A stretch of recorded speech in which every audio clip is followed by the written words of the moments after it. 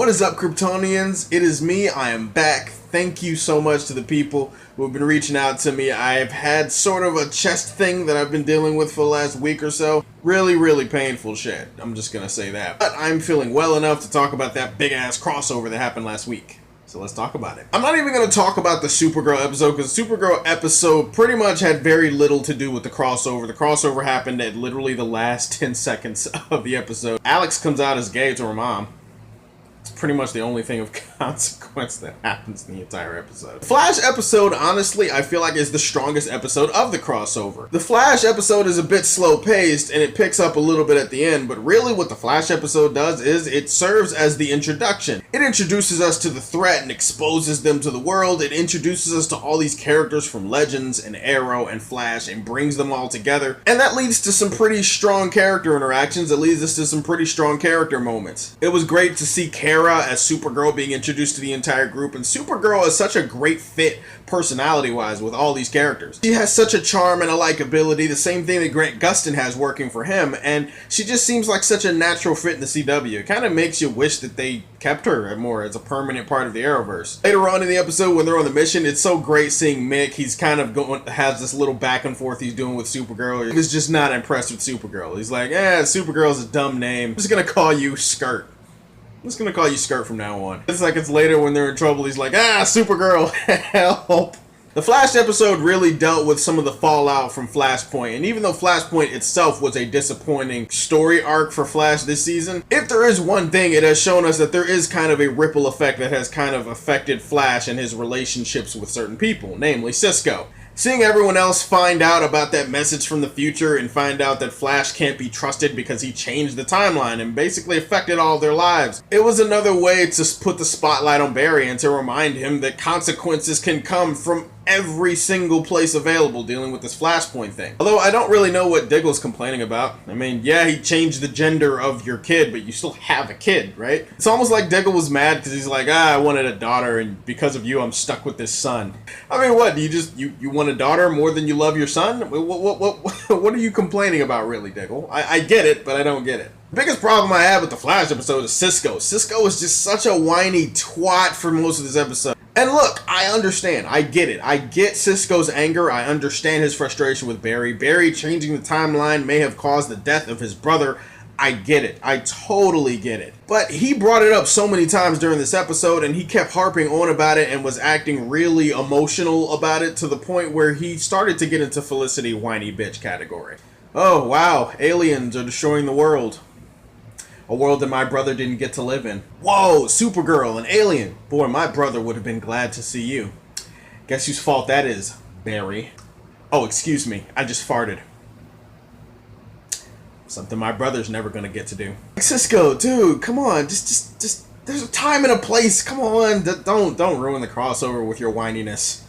If nothing else, this episode also served as a way to make me feel sorry for Barry. The dude has just been such a punching bag. He's taken so much punishment from everybody, you just can't help but feel sorry for the dude. He has to be reminded almost all the time that his mistakes have changed other people's lives. I mean, I wouldn't want to live with that shit. The episode picks up towards the end. We see the Dominators. They get into a thing with the heroes. They basically put mind control on them, and it is pretty much Barry and Oliver versus the Legends and Supergirl and Thea for some reason. Side note, isn't it kind of weird that Thea just decided to unretire for basically no reason? She basically just decided, well, it's aliens, so yeah, I'll put the suit on. You still keep it where it is, right? Okay, cool. This is made even worse by the fact that pretty much after the Arrow episode, Thea is never seen or heard of again. She just doesn't even show up. So she unretired for an episode and a half, and that's it. It makes her reason to unretire a little bit more dumb. That's all I'm saying. We get a big throwdown between those heroes and Barry and Oliver. It was really awesome shit. The visual effects and the action at the end of this episode, top notch. It reminded me a little bit of Superman, Batman, Public Enemies, where Batman and Superman are basically surrounded by all these villains that want to attack them, and they basically have to kick all their asses, duo style. Here, Oliver is basically fighting White Canary and Thea and Diggle all by himself. Flash is fighting the Atom and Firestorm and Supergirl, and it's awesome shit. We get to the Arrow episode, and it's the 100th episode, and obviously I expected it to be a little bit more reflective and nostalgic than the other episodes. And true enough, it was. Oliver and Thea and White Canary and John Diggle and Ray Palmer are basically captured and put inside this alien ship. They're stuck in this other alternate life that seems like it's real. In this life, Oliver and Laurel are getting married. I mean, Diggle is the Green Arrow. There's just a whole bunch of shit that's different and weird about this. Kind of cool. I expected them to play on the nostalgia, being that it's their 100th episode. Towards the end, obviously, Oliver and his friends realize that the dream they're in is not real, and so they have to get out, and this leads to a really great 5-on-5 fight scene between Deathstroke and Damien Dark, and some Ghost and Malcolm Merlin against Oliver and company, and so that was pretty cool. The rest of the episode outside of that felt like filler. I mean, Felicity and Team Arrow, excluding Artemis, we'll get to that in a second. Felicity and Team Arrow have to track down something that leads to something else that helps them find or decipher something else, and it basically just feels like pointless filler. Supergirl and Flash are frustratingly underutilized in this episode. I mean, they don't really get to do much of anything. They have one really cool team up where they fight some useless villain who's there for no reason, and that's it. It's over, and then they disappear pretty much for the rest of the episode. Frustrating that as part of our crossover, they weren't a bigger part of this crossover episode. Wild Dog and his whole I hate metahumans thing, yeah, stupid. Doesn't make any sense. Not to mention it's resolved 2 minutes later, so again, it just feels like pointless filler for the sake of having pointless filler. It was an emotional episode. It was really great acting by most of the actors, including Thea and Oliver. They did a great job conveying their emotion, how they want to be in that world,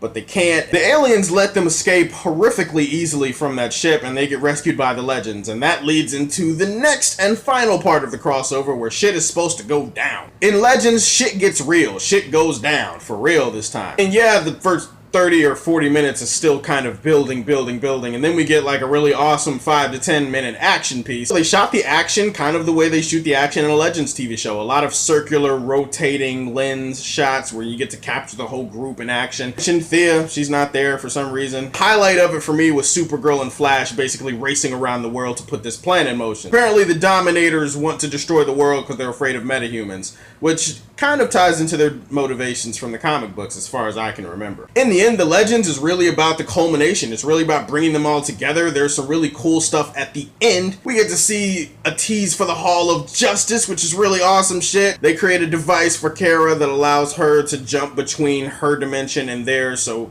anytime they need another crossover, she can just press the button and talk to them. And where Mick is like, hey, Skirt, call me. And also the cool Superman reference, Kara is walking past Brandon Ruth. He's like, huh, she does remind me a little bit of my cousin. The Superman Returns reference, I caught that. Oh, by the way, Oliver, what a dick. In the finale, the Legends finale, Oliver sidelines Kara for like the dumbest possible reason. It doesn't even really make sense. I couldn't even wrap my head around it. Well, no, I want you to sit out because you're an alien and shit's getting too weird for me, and I need you to sit out for most of the episode. I don't get it. It's stupid. It's dumb. They never even try to explain it. It's like, whatever. Where the fuck is Artemis? Where's Artemis? And if she's not there, why is she not mentioned throughout the entire crossover? I find that odd.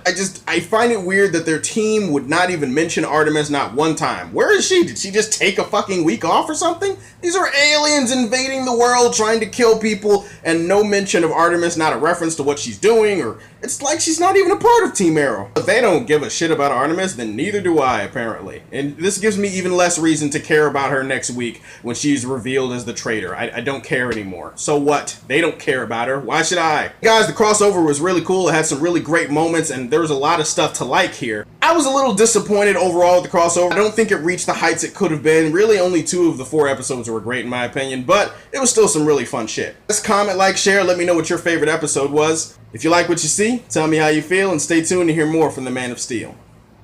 Peace. Best team up ever! Heroes vs. Aliens, the 4-night crossover event.